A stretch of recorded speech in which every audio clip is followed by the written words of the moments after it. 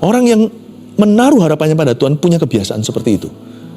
Dan waktu dia melangkah dengan iman, dia nggak perlu tanya Tuhan lagi karena Tuhan sudah memberi dia arahan. Dia tinggal melakukan bagiannya dan tetap berdoa untuk hasil akhirnya. Itu orang yang mengandalkan Tuhan. Coba Anda lihatlah, orang yang mengandalkan Tuhan itu kelihatan.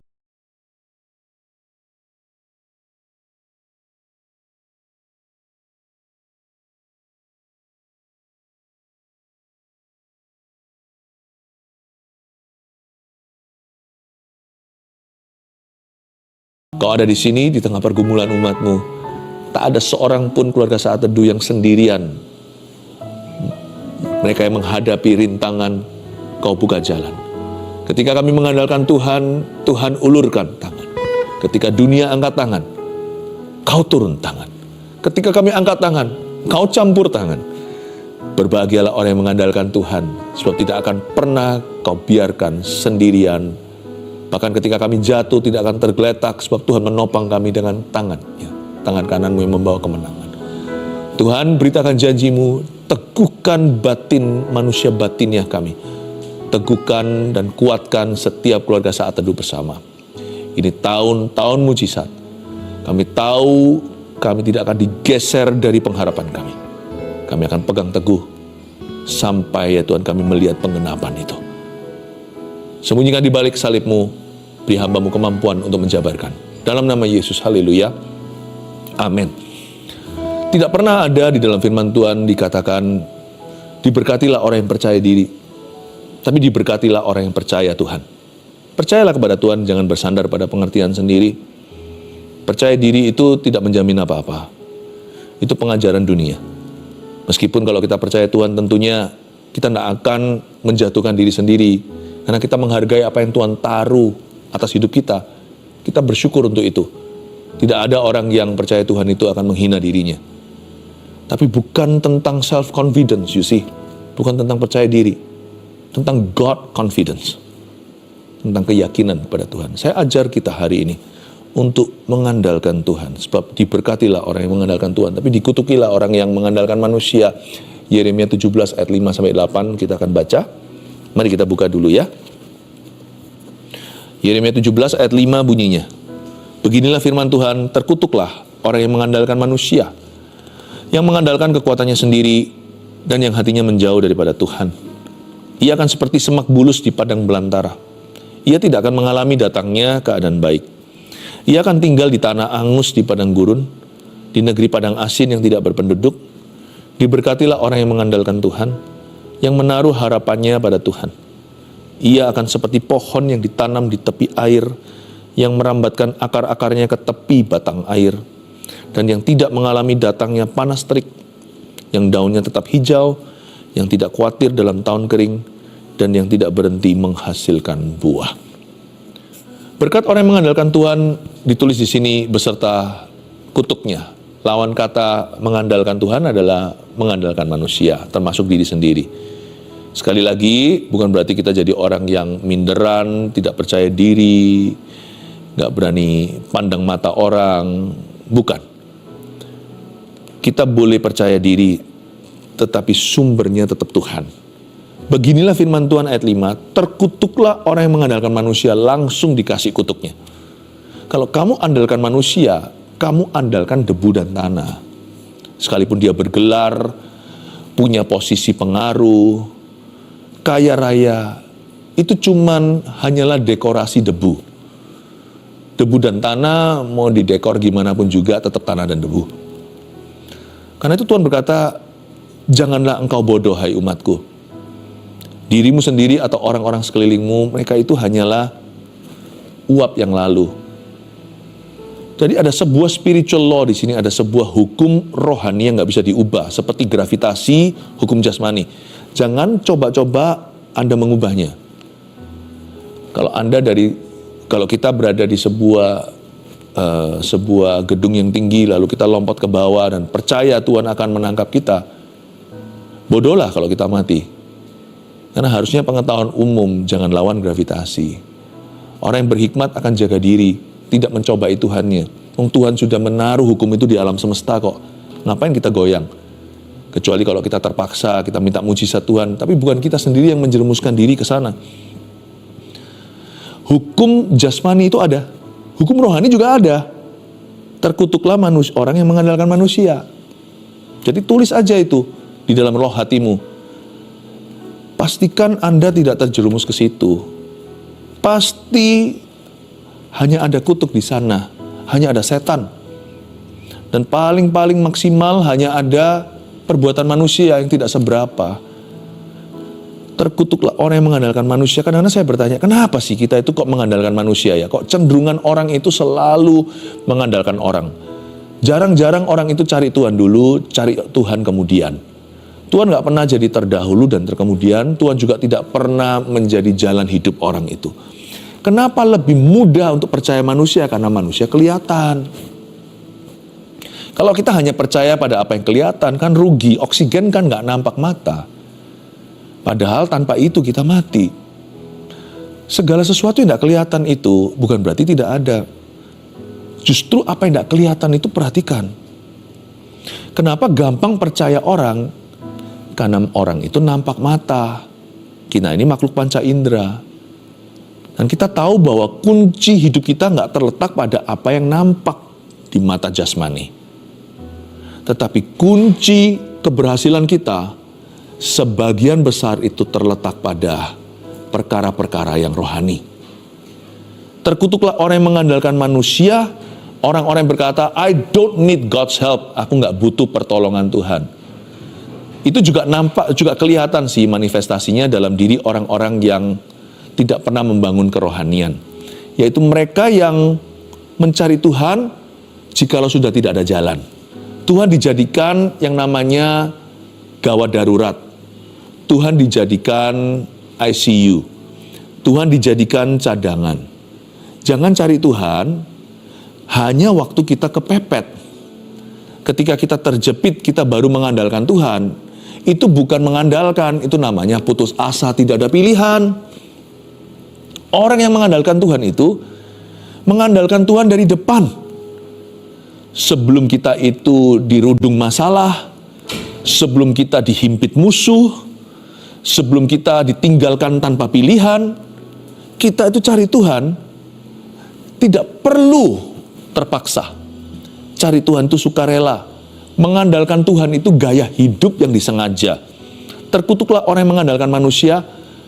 Di dalam kategori itu, di dalam golongan itu juga orang-orang Kristen yang berdoa ketika dapat masalah. Dan kalau nggak ada masalah, dia cenderung lupa sama Tuhan. Kenapa sih kita itu kok suka mengandalkan manusia? Nanti ada penjelasannya di akhir ayat 5. Kita baca sekali lagi ya, beginilah firman Tuhan. Terkutuklah orang yang mengandalkan manusia, yang mengandalkan kekuatannya sendiri. Dan ini dia kunci, dan yang hatinya menjauh daripada Tuhan. Begini loh. Orang yang hatinya menjauh dari Tuhan itu secara naturally, secara alami, pasti mau bertumpu pada sesuatu. Saya kasih contoh ya, ilustrasi fisik. Pada waktu lutut kanan saya sempat dioperasi tahun-tahun yang lalu, long time ago. Setelah itu kan harus fisioterapi, harus dibangun lagi otot-ototnya. Kalau kan terjadi penyusutan yang namanya muscle, atau yang bahasa kerennya atrofi. Dulu otot paha saya lebih besar, sekarang mengecil seperti es yang leleh. Kalau dibekukan lagi wujudnya tidak sama. Jadi otomatis saya harus bertumbuh pada sesuatu. Saya ini pengkhotbah, jadi biasa berdiri berjam-jam di depan umat. Berapa kali kebaktian dalam satu hari itu sudah makanan sehari-hari buat saya, buat kami. Tanpa saya sadari, suatu hari kenapa lutut kiri saya ikut-ikutan sakit? Padahal penyakit lutut ini tidak menular. Loh kok sakit ya? Ternyata saya diajari nantinya. Ketika otot kanan saya masanya berkurang, jadi yang dahulu kala saya itu bertumpu pada paha kanan, sekarang jadi kidal paha. Saya mulai bertumpu di lutut yang satunya, yaitu lutut kiri saya yang tidak pernah ada masalah. Oh begitu. Tanpa saya sadari di bawah sadar, ya, tanpa saya sengaja, karena saya sudah merasa nggak kuat dan ada trauma. Jadi sekarang Saya selalu bertumpu di lutut dan pinggul kiri. Lalu berapa bulan kemudian kok rasa nggak enak. Nggak ada lah namanya orang itu secara sengaja nggak mau andalkan Tuhan. Kita semua tahu Tuhan itu Maha Kuasa. Dia punya segala sesuatu. Dia punya jawabannya. Segala solusi, segala kuasa di tangan Tuhan. Tapi kalau hati kita menjauh, otomatis itu kita pasti bertumpu pada diri sendiri. Makanya jangan cari Tuhan kalau sudah kepepet. Nanti pada waktu dibutuhkan, kita salah jalan. Waktu nanti kita sudah dirudung masalah, kita biasanya salah tumpuan. Kita itu harus mendekatkan diri pada Kristus setiap hari. Dan kalau kita bersama-sama juga seminggu sekali di gereja, ada aktivitas lain mungkin selain hari Minggu, yaitu dalam pelayanan, kita itu bisa bangun bersama, saat teduh bersama contohnya. Kita harus rajin memupuk kerohanian. Kita harus rajin cari Tuhan. Bangun otot-otot rohanimu. Biasakan dirimu mendekat pada Kristus, jadikan gaya hidup normalmu. Supaya nanti ketika peperangan rohani kita hadapi, ketika hidup kita membutuhkan pertolongan Allah, dengan sendirinya kita akan mengandalkan Tuhan. Bertumpu pada yang Maha Kuasa. Tapi orang yang hatinya menjauh daripada Tuhan, ketika masuk persoalan, atau dalam pergumulan, atau bahkan ketika dia melihat tantangan di depan, gak harus tentang problema, bisa saja ada suatu sukses di hadapan, ada sebuah keberhasilan yang menjanjikan, dia akan mengandalkan kekuatannya sendiri. Dasar manusia makhluk panca indera kok, kita ini adalah makhluk kedagingan. Pasti yang kita lihat, yang kita cium, yang kita raba, yang kita percaya, yang nggak kelihatan, tidak kita masukkan dalam perhitungan. Tuhan jadikan ICU-an, jadikan gawat darurat, emergency, seperti ER-nya, emergency room-nya. Nanti kalau kita kepepet baru cari Tuhan. Kalau waktu itu terjadi, kita sudah nggak ngalami semua rencananya. Tuhan harus rescue, bawa kita keluar dari persoalan yang terjadi karena kita jauh dari Tuhan. Nanti kita harus selamatkan kita dari sesuatu yang sifatnya bukan Tuhan izinkan akibat kebodohan. Sayang kan, kita kehilangan momentum-momentum indah dalam hidup ini karena kita itu on dan off. Sama Tuhan itu seperti kadang iya, kadang kagak. Terkutuklah orang yang mengandalkan kekuatannya sendiri, yang hatinya menjauh daripada Tuhan. This is the reason why, inilah alasan mengapa kita seringkali lebih mengandalkan kekuatan sendiri. Karena hati kita jauh dari Tuhan. Tapi orang yang hatinya dekat sama Tuhan, tahu dengan sendirinya, dia harus bersandar kepada siapa. Ayat 6, ia akan seperti semak bulus di padang belantara. Ia tidak akan mengalami datangnya keadaan baik.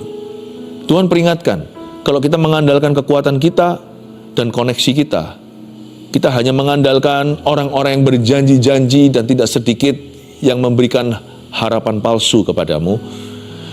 Kalau kita melihat cuaca saja dan takut menabur, orang seperti itu akan menjadi semak bulus di padang belantara. Artinya, di mata Tuhan orang itu rawan. Semak bulus itu apa sih? Kalau Anda lihat di padang belantara itu kadang-kadang mudah terpercik api. Karena terik matahari langsung kena ke pasir, itu kalau kita nggak pakai sepatu, itu bisa terbakar kaki kita. Yang namanya semak bulus di padang belantara itu mudah sekali menyala. Si jago merah, jadi orang seperti itu ready to burn anytime. Rencana dia itu gampang terbakar dan gampang gagal.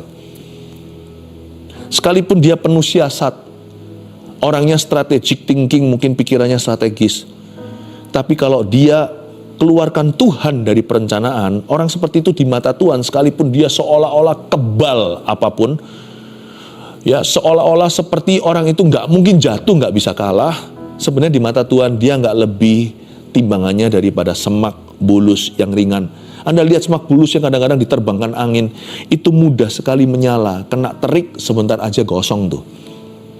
Apapun yang kau bangun, jikalau bukan Tuhan membangun rumah, sia-sialah kau membangunnya. Dengan kata lain, itu gampang terbakar. Kelihatan indah dekorasi interior desainnya. Tapi banjir sedikit datang, banjir badang, belum lagi yang tsunami. Rumahmu roboh karena didirikan di atas dasar pasir. Bagi Tuhan, apapun yang kau bangun, rawan. Rawan gempa di sini maksudnya rawan api. Bentar aja bisa menangkap. Bentar aja mudah terpercik, mudah menyala dan membakar semua. Apa yang kau bangun bisa runtuh sehari kalau tidak ada Kristus di dalamnya. Titanic contohnya. Tuhan pun tidak bisa tenggelamkan. God cannot sink this vessel. Bukan begitu yang buat berkata. Ternyata sekali tabrak berapa jam kemudian sudah berada di dasar lautan. Hal itu dalam sejarah, dan saya waktu tahu cerita ini saya pun merasakan belas kasihan. Namun sebuah ilustrasi dan sebuah peringatan bahwa kita semua jangan membangun sesuatu tanpa mengandalkan Kristus di dalamnya. Sebab Anda, apapun yang kau bangun, semak bulus itu di mata Kristus rawan bakar. Ia tidak akan mengalami datangnya keadaan baik.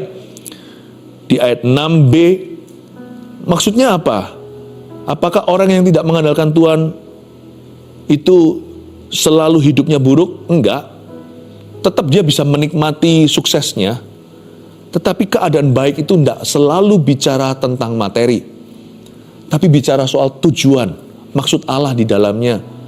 Khususnya berkat-berkat yang nggak bisa dibeli dengan uang seperti kasih, sukacita, damai sejahtera, 3 buah roh pertama. Itu nggak akan ada. Dalam apa yang dia lakukan, dia akan gelisah.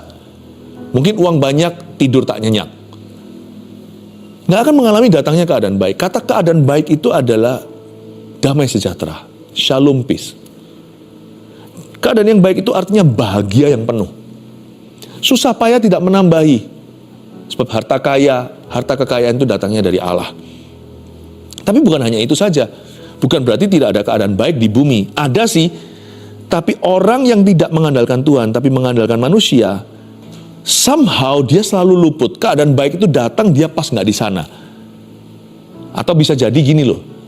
Keadaan baik itu datang dulu, lalu pergi, waktu keadaan itu pergi, meninggalkan tempat itu, dia baru tiba. Selalu papasan, tidak ketemu, tidak jodoh ceritanya. Atau bisa jadi dia datang untuk menanti-nantikan keadaan baik itu, dia datang untuk melihat berkat. Nggak datang-datang setelah berjam-jam, setelah berhari-hari, malas sudah. Akhirnya dia minggat. Baru dia hengkang kaki, semenit kemudian keadaan baik itu tiba. Pokoknya nggak ketemu deh. Nggak jodoh saja. It does come though, keadaan baik itu. But he will not be there to experience it. Dia tidak akan ada di situ untuk mengalaminya. Ini adalah peringatan Tuhan. Orang yang mengandalkan kekuatannya sendiri tidak akan lucky. Saya sih nggak percaya luck atau yang namanya keberuntungan. Saya percaya berkat Tuhan. Kalau saya bilang berkat Tuhan itu, jangan selalu melulu pikirannya materi. Berkat itu tidak sama dengan materialisme. Malah berkat Tuhan yang paling murahan. Yang paling murah maksudnya, bukan murahan. Itu adalah benda barang uang. Yang saya maksudkan di sini, saya percaya berkat adalah saya percaya divine timing, waktu ilahi. Orang yang dikenan Tuhan selalu akan ditemukan. Kok bisa ya? Begitu beruntungnya orang itu, Tuhan sedang bekerja, dia ada di situ. Tuhan sedang beracara, dia ada di sana. Selalu ditemukan di waktu yang tepat, di waktunya Allah. Waktu Allah itu loh, yang semua indah pada waktunya, selalu ditemukan di waktu yang tepat, di tempat yang tepat, di saat yang tepat, ketemu orang yang tepat, untuk tujuan yang tepat. Tapi apes-apesnya orang yang tidak dikenan Tuhan itu selalu ketemu dengan orang yang salah, di waktu yang salah pula, untuk tujuan yang salah juga. Itu maksudnya divine timing, atau perfect timing, atau waktu yang sempurna. Gak ada waktu yang sempurna di dunia, ada pada Allah. Tuhan selalu punya rencana sempurna di waktu yang salah bahkan bagi manusia. Ia tidak akan mengalami datangnya keadaan baik. Sekalipun keadaan baik datang ke dunia, dia nggak ada di sana aja untuk bisa mengalaminya. Ia akan tinggal di tanah angus di padang gurun. Ini kan lucu. Semak bulus itu belum terbakar kok sudah angus. Ini orang yang kadaluarsa sebelum bahkan diluncurkan. Bayangin, produk itu belum diluncurkan, udah bagus-bagus ditata, di etalase atau sudah keluar dari pabriknya. Tiba-tiba tutup tokonya. Atau tiba-tiba pandemi. Pokoknya tanah itu belum dibakar sudah angus di padang gurun. Dia belum kena api, tapi dia sudah gosong ceritanya. Belum di barbecue, sudah overcook dia. Bukan medium rare, medium well done. Sudah hitam semuanya, seperti areng. Ia akan tinggal di tanah angus di padang gurun. Tuhan berkata, orang yang mengandalkan manusia, dia nggak hanya kering rohani, tapi dia akan habis sebelum Tuhan mulai. Sekali lagi, saya tidak selalu referensi bicara habis itu harta atau apa, bukan. Tapi bicara tentang rencana Allah. Ketika Allah bekerja, dia sudah kehabisan peluru, kehabisan nafas. Hangus dulu sebelum mulai. Coba bayangkan. Seperti orang kaya yang bodoh itu. Dia kumpulkan harta timbun-timbun untuk tahun-tahun ke depan. Dia berkata, hai jiwaku, bersenang-senanglah, sebab sekarang saya akan retire, saya akan pensiun dini. Lalu Tuhan berkata, kamu orang bodoh, untuk siapa semua harta yang kamu tumpuk itu, sebab malam ini kau mati. Dia baru mulai hidup kekal, mau hidup happy, udah mati. Tadinya kerja keras kan, kumpulkan semua, belum nikmati, udah mati. Mati pun tidak masuk ke dalam kekekalan, meskipun ini hanya ilustrasi. Kalau ini orang sungguhan, dia masuknya pasti binasa, masuk neraka. Dia nggak akan melihat kebahagiaan Bapak. Wah, apes sekali. Udah kerja keras mati-matian, belum nikmati, udah mati, udah masuk neraka lagi. Lebih bahagia Lazarus kan? Dia punya pas-pasan, tapi di pangkuan Abraham. Orang begini nggak bisa pas dalam rencana Bapa. Orang yang hanya melihat segala sesuatu pas sesuai dengan rencananya dan hapuskan Tuhan dari equation atau perhitungannya. Orang seperti itu nanti nggak akan pernah pas di rencana Tuhan. Kalau kita hapus tanda tangan Tuhan di hidup kita, kita nggak akan pernah pas dalam rencana Tuhan. Bukankah rencana Tuhan itu jauh lebih tinggi dari rencana manusia? Ia akan tinggal di tanah angus di padang gurun, di negeri padang asin yang tidak berpenduduk. Coba lihat lagi kiasan lain. Negeri padang asin, bukankah baik untuk menjadi garam dunia? Tapi orang ini sekalipun sudah asin, nggak ada orang yang bisa menikmati keasinannya. Sebab dia berada di negeri padang asin yang tidak berpenduduk. Luar biasa ya. Pada saat dia mau menunjukkan pada dunia, nggak ada orang yang lihat lagi. Atau nggak kesampaian tuh mimpi. Pada waktu dia kejar pengakuan orang, nggak ada orang yang mengakui. Pokoknya nggak pernah bisa bersambut tangan, nggak bisa bertemu ini tepukannya. Kalau Tuhan tidak beserta, tidak akan ada keseimbangan. Tidak bisa menyambut tangan. Jadi keplokannya atau tepukannya itu hanya satu sisi aja. Waktu Tuhan tepuk, dia tidak meresponi. Waktu dia menepuk, Tuhan tidak merestui. Saya nggak mau lah hidup kayak gitu. Sekalipun berlimpah segala sesuatu, saya nggak mau. Sebab hanya dalam rencana Tuhan saja semuanya indah. Seperti kata ayat 7, diberkatilah orang yang mengandalkan Tuhan, yang menaruh harapannya pada Tuhan. Ini yang menulis adalah Yeremia. Yeremia ini setelah zamannya Raja Daud. Karena itu saya percaya Yeremia ini diinspirasi oleh Mazmur 1, pemazmur-pemazmur zaman dulu. Karena ini mirip sekali ayat 7 dan 8 dengan yang kita baca di Mazmur pasal pertama. Berbahagialah orang yang merenungkan firman Tuhan, dia akan seperti pohon ditanam di tepi aliran air. Tapi di sini Yeremia tambahkan, diberkatilah orang yang mengandalkan Tuhan. Merenungkan firman adalah aktivitasnya. Hatinya itu tipe mengandalkan Allah. Kalau nggak gitu nggak mungkin cari firman-Nya. Diberkatilah orang yang mengandalkan Tuhan. Yeremia berkata, orang-orang yang hatinya mengandalkan Tuhan, pasti dia akan bergembira dalam firman. Dia akan mencari firman dulu. Dia akan percaya Tuhan dulu. Diberkatilah orang yang mengandalkan Tuhan, yang menaruh harapannya pada Tuhan. Ada beberapa praktek orang yang mengandalkan Tuhan. Salah satunya, orang itu akan memulai segala sesuatu dengan doa. Makanya untuk mengingatkan kita sebagai gentle reminder setiap hari, kan kita perlu makan. Sebelum kita makan kan kita berdoa dulu. Jangan jadikan itu ritual. Jadikan itu sebagai reminder atau sebagai pengingat kita. Bahwa Tuhanlah yang memberi berkat. Tuhan yang kasih rezeki. Ada 3 praktek yang saya perhatikan pada diri orang yang mengandalkan Tuhan dan menaruh harapannya pada Tuhan. Orang itu akan berdoa sebelum segala sesuatu, berdoa sebelum memulai harinya, karena dia tahu harapannya adalah dari Tuhan, pertolongannya datang dari Tuhan. Ya, apapun juga, memulai kerja, memulai pelayanan, rumah tangga, libatkan Tuhan dalam perencanaan. Jangan maunya ini atau itu, tapi jikalau Tuhan kehendaki, dan kita betul-betul boleh berencana, tapi serahkan perbuatan kita kepadanya agar terlaksanalah rencana kita, bahkan yang melampaui segala sesuatu yang kita bisa rencanakan. Beberapa praktek yang saya perhatikan di sini, orang yang menaruh harapannya pada Tuhan, yaitu orang-orang yang mengandalkan Tuhan, adalah salah satunya, orang itu akan memulai dengan doa.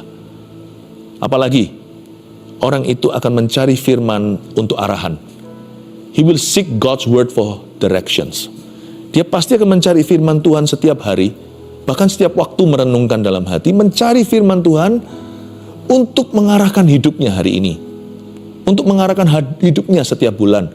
Bahkan akhir tahun lalu tanggal 31 Desember, sebagai gereja GMS serentak onsite bersama-sama meskipun disambung dengan online. Kita mau mencari wajah Tuhan memasuki tahun yang baru. Permulaan Januari juga kita berdoa subuh breakfast with God waktu itu. Orang yang berharap pada Tuhan, yang mengandalkan Tuhan itu pasti akan cari firman. Bukan hanya logos firman tertulis Kejadian sampai Wahyu, akan cari rema-rema dalam logos.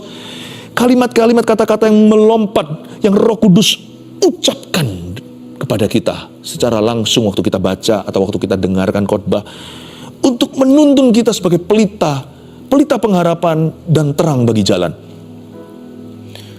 Orang yang menaruh harapannya pada Tuhan punya kebiasaan seperti itu. Dan waktu dia melangkah dengan iman, dia nggak perlu tanya Tuhan lagi, karena Tuhan sudah memberi dia arahan. Dia tinggal melakukan bagiannya dan tetap berdoa untuk hasil akhirnya. Itu orang yang mengandalkan Tuhan. Coba Anda lihatlah, orang yang mengandalkan Tuhan itu kelihatan. Nggak perlu orang-orang yang ngaku-ngaku, yang klaim-klaim dia dekat Tuhan.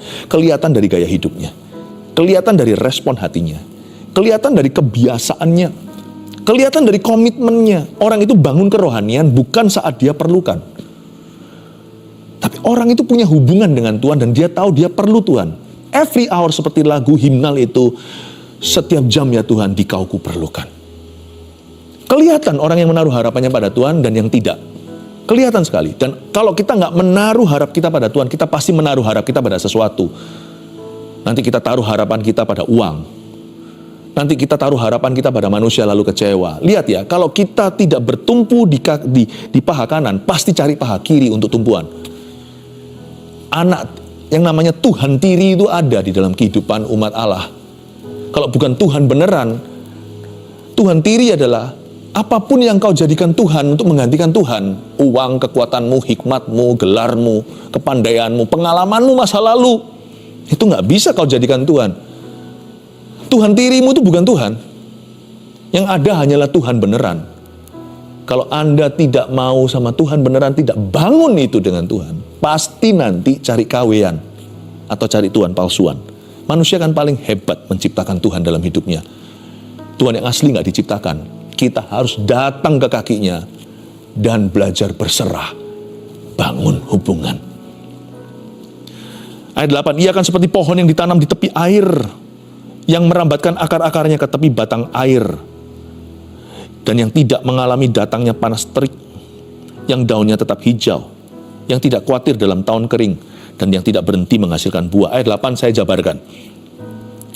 Orang yang saya sebutkan tadi ini yang membangun hubungan dengan Tuhan, dia punya berkat tidak datang dari surrounding atau kondisi, situasi kondisi. Tidak dia peroleh dari dunia atau keadaan. Karena itu orang seperti ini tidak circumstantial, tidak tergantung sikon. Karena dia punya berkat itu datang dari akarnya, dan akarnya itu ke Tuhan. Dia ditanam seperti tanaman pohon yang ditanam di tepi air, yang merambatkan akar-akarnya ke tepi batang air. Itu juga bicara tentang firman. His blessedness, berkat-berkatnya datang dari janji Tuhan, directly from His promises. Dari janji Tuhan, bukan apa kata orang. Kekuatannya pun datang dari Tuhan. Dia merambatkan akar-akarnya sampai ke tepi batang air. Hubungan dan persekutuannya dengan Roh Kudus dan persekutuannya dengan firman. Karena itu, biasanya orang yang mengandalkan Tuhan tidak mudah diombang-ambingkan. Dan tidak bisa dikalahkan oleh keadaan. Yang tidak mengalami datangnya panas terik, bukan berarti panas terik tidak datang. Datang sih panas teriknya, tetapi somehow, nggak tahu gimana pokoknya, dia pas nggak ada di sana. Waktu panas terik yang mematikan, ya, panas terik yang tipe-tipe cahaya bukan yang membawa berkat, tetapi yang menggosongkan, yang membakar kulit, ya, yang menyebabkan kanker kulit lah ceritanya kalau secara fisiknya. Semua radiasi bukan berarti tidak ada. Tiba, hadir, datang pula, tapi di ayat 8 dikatakan, ia tidak mengalami datangnya panas terik. Karena nggak tahu gimana, bisa aja pas itu dia nggak ada di situ. Ini saya sebut berkat orang yang mengandalkan Tuhan. Dia diluputkan. Tapi yang lebih indah adalah daunnya tetap hijau. Apapun terjadi, daunnya tetap hijau. Karena dia nggak bergantung cuaca. Akarnya itu ke tepi air. Langsung berakar ke Tuhan. Berakarnya itu langsung ke kuasa kebangkitan soalnya. Langsung ke kuasa urapan. Yang tidak khawatir dalam tahun kering, dia nggak khawatir. Kering sih datang, tapi dia nggak khawatir. Ini bukan berarti dia tidak mengalami tantangan. Dan yang tidak berhenti menghasilkan buah. Apapun kondisi keadaan, dia berbuah terus. Berarti orang ini terus jadi berkat di setiap musim kehidupannya dan kehidupan orang lain. Dan musim kehidupan dunia. Berarti, bukan berarti orang ini nggak punya masalah. Orang yang mengandalkan Tuhan itu disimpan sama Tuhan, dia ngalami semua yang dunia alami, meskipun dia diluputkan dari sengatan, dia diluputkan dari sengatan setan, dia diluputkan dari rencana iblis, tetapi orang yang dikenan Tuhan ada penyertaan. Jadi mau semua yang lainnya gara-gara cuaca layu semua, berbuahnya nggak jadi, ada wabah, orang ini bisa terus jadi berkat. Terus jadi berkat buat sesamanya. Itu janji Tuhan untuk orang yang mengandalkannya. Orang itu akan senantiasa menjadi berkat, tidak putus-putusnya menjadi berkat bagi dunia. Berkat orang yang mengandalkan Tuhan ada 3 sebagai rangkuman yang kita telah pelajari. 1, ia dekat dengan Tuhan. Maksudnya, itu berkatnya. Kok bisa berkatnya itu dekat dengan Tuhan? Loh, dekat dengan Tuhan itu berkat loh. Berkat terbesar di hidup ini tertinggi itu dekat dengan Tuhan. Karena orang yang mengandalkan Tuhan, mau nggak mau dia bergantung dengan Tuhan. Pasti lebih dekat. Misalnya seorang ayah, orang tua nih punya 2 anak, 2 putra. Yang satunya bergantung pada papanya. Sungguh-sungguh percaya, sungguh-sungguh berserah, nurut, dan tahu bahwa papanya yang punya kuasa. Dan dia melayani sebaik-baiknya. Yang satu lagi anaknya ogah-ogahan. Kira-kira mana yang lebih dekat sama papa? Ya yang bergantung dengannya. Yang tahu bahwa yang bisa mengandalkan ayahnya. Berkat orang yang mengandalkan Tuhan itu, ia otomatis dekat dengan Tuhan. 2, ia diluputkan dari masa paceklik. 3, ia menjadi berkat dalam segala keadaan. Klaim ini 3 untuk Anda di tahun yang baru ini. Praise the Lord. Terimalah berkat dari Allah Bapa, Putra dan Roh Kudus. Diberkatilah engkau yang mengandalkan Tuhan, diberkatilah lumbungmu, diberkatilah buah kandunganmu, diberkatilah tanganmu apapun yang kau kerjakan. Biarkan Tuhan membuatmu berhasil seperti pohon yang ditanam di tepi aliran air. Berakarlah pada firman, pada persekutuan dengan Roh Kudus, sebab Dia yang memberi kemenangan. Dalam nama Yesus, haleluya, amin.